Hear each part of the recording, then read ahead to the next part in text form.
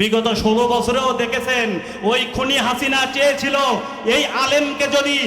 থামানো না যায়, যেভাবে বাংলার জমিনে কোরআনের তাফসীর করছে, শুধু বাংলার জমিন নয় সারা বিশ্বের মধ্যে কোরআনের তাফসীর করছে, এটা যদি বন্ধ করা না যায়, তার হাতে হাত রেখে অসংখ্য মানুষ হিন্দু বৌদ্ধ খ্রিস্টান যার হাতে হাত রেখে কালেমা পড়ে মুসলমান হচ্ছে, একে বেশি দিন চলতে দেওয়া যাবে না, একে বেশি দিন থাকতে দেওয়া যাবে না। যেভাবে একে বন্দী করতে হবে, ষড়যন্ত্র করে চক্রান্ত করে তার বিরুদ্ধে নারী ধর্ষণের মামলা দিয়া আল্লামা সাঈদীকে জেলখানায় নিয়ে আমৃত্যুকর কারাদণ্ড দিয়ে ওই হাসপাতালের মধ্যে বিষের ইনজেকশন করে দুনিয়া থেকে বিদায় করে দিয়েছে। কথা বলেন ঠিক কিনা?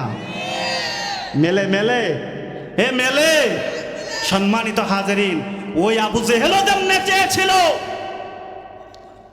যেভাবে তেলাওয়াত করছে আর যেভাবে মানুষ ছুটে ছুটে আসছে, এভাবে যদি চলে আমার পাছার নিচে ক্ষমতার চেয়ার আর নাই, সেও